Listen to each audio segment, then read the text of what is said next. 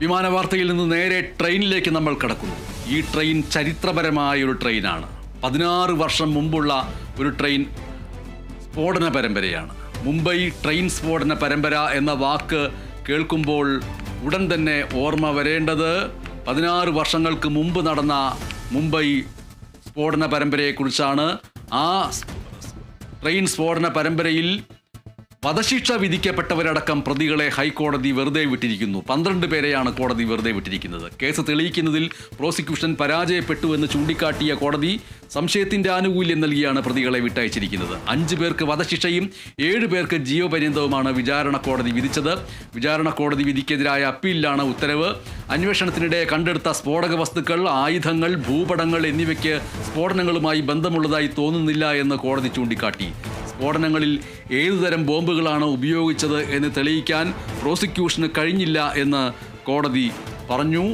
2006 July 11-ന് 11 മിനിറ്റിനുള്ളിൽ 7 സ്ഫോടനങ്ങളാണ് ഉണ്ടായത്. Pressure കുക്കറുകൾ ഉപയോഗിച്ചായിരുന്നു സ്ഫോടനം. ഈ വാർത്തയുടെ ഏറ്റവും പ്രധാനപ്പെട്ട കാര്യം, വിട്ടയക്കപ്പെട്ട 12 പേർ അവരാരാണ് എന്ന് പലരും ഓർക്കുന്നുണ്ടാവില്ല. അവരുടെ പേരുകൾ വായിക്കുമ്പോൾ, ആ പേരുകൾ കേൾക്കുമ്പോൾ തീവ്രവാദം, ഭീകരവാദം എന്നിവയുമായി ചേർത്ത് വെച്ചുകൊണ്ട് നമ്മളുടെ മനസ്സിലുള്ള ചില ധാരണകളെയോ മുൻധാരണകളെയോ കുറിച്ച് ആലോചിക്കാൻ കഴിയും എന്നുള്ളതാണ്. വധശിക്ഷയടക്കം വിധിക്കപ്പെട്ടതിന് ശേഷം ഇപ്പോൾ കോടതി കുറ്റവിമുക്തരാക്കിയിരിക്കുന്ന അവരുടെ പേര് വിവരങ്ങൾ വായിക്കാം. ഫൈസൽ ഷേഖ്, ആസിഫ് ഖാൻ, കമൽ അൻസാരി, എഹ്തേഷാം സിദ്ദിഖി, നവീദ് ഖാൻ, ഇവർക്കാണ് അന്ന് വധശിക്ഷ വിധിച്ചിരുന്നത്. അവരെല്ലാം ഇപ്പോൾ കുറ്റവിമുക്തരാക്കിയിരിക്കുന്നു. മുഹമ്മദ് സജിദ് അൻസാരി, മുഹമ്മദ് അലി, ഡോക്ടർ തൻവീർ അൻസാരി, മജീദ് ഷാഫി, മുസമ്മിൽ ഷെയ്ഖ്, സുഹൈൽ ഷെയ്ഖ്, സമാർ ഷെയ്ഖ്, ഇവർക്ക് ജീവപര്യന്തം ശിക്ഷ വിധിച്ചിരുന്നു. ഇവരെയും കുറ്റവിമുക്തരാക്കിയിരിക്കുന്നു. ഈ 12 പ്രതികളും ഹൈക്കോടതിയുടെ ഉത്തരവ് പ്രകാരം ജയിൽ മോചിതരാവും. 2006 ജൂലൈ 11-ന് വിവിധ മുംബൈ ലോക്കൽ ട്രെയിനുകളിൽ 11 മിനിറ്റുകൾക്കുള്ളിൽ 7 ബോംബ് സ്ഫോടനങ്ങൾ ഉണ്ടായി എന്ന് മാത്രമല്ല, സ്ഫോടനത്തിൻ്റെ ആഘാതം കൂട്ടുന്നതിന് വേണ്ടി പ്രഷർ കുക്കർ ബോംബുകൾ ഉപയോഗിച്ചു. ആദ്യത്തെ സ്ഫോടനം വൈകിട്ട് 6:24-നായിരുന്നു. അവസാനത്തെ സ്ഫോടനം 6:35-നായിരുന്നു. ആളുകൾ ജോലി കഴിഞ്ഞ് തിരികെ പോകുന്ന തിരക്കുള്ള സമയത്തായിരുന്നു സ്ഫോടനം. ചർച്ച് ഗേറ്റിൽ നിന്ന് പുറപ്പെടുന്ന ട്രെയിനിൻ്റെ ഫസ്റ്റ് ക്ലാസ് കമ്പാർട്ട്മെൻറ്റിലായിരുന്നു അന്ന് ബോംബ് വെച്ചത്.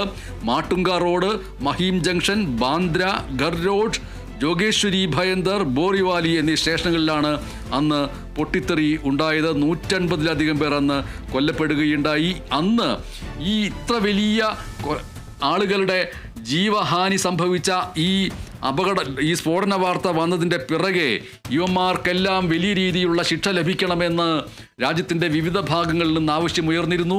അതിനുശേഷം ശിക്ഷാവിധി പ്രഖ്യാപിച്ചു, വധശിക്ഷ അടക്കം വിധിച്ചു.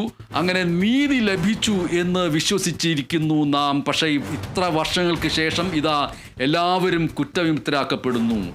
നമ്മുടെ നിയമ സംവിധാനത്തിൻ്റെ പ്രശ്നമാണോ, അതോ അവർ യഥാർത്ഥത്തിൽ കുറ്റം ചെയ്യാത്തവരാണോ? എങ്കിൽ മറ്റാരാണ് അതിൻ്റെ പിറകിൽ? ഇവർ കുറ്റം ചെയ്തു എന്ന് തെളിയിക്കാൻ പ്രോസിക്യൂഷന് കഴിഞ്ഞിട്ടില്ല എന്ന് കോടതി പറയുന്നു. മറ്റാരെങ്കിലുമാണോ? അപ്പോൾ നീതി എവിടെയാണ് നടപ്പാക്കപ്പെടുന്നത്?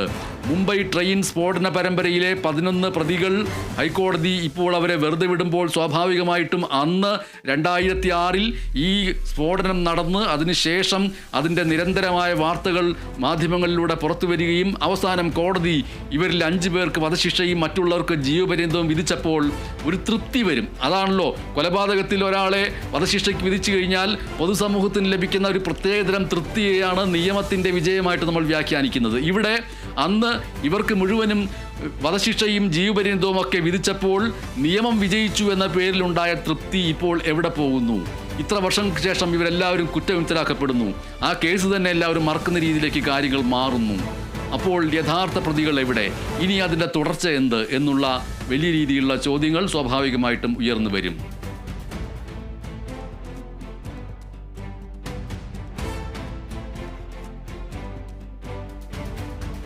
കേരളം വൈകാതെ മുസ്ലിം ഭൂരിപക്ഷ സംസ്ഥാനമായി മാറും എന്ന SNDP യോഗം ജനറൽ സെക്രട്ടറി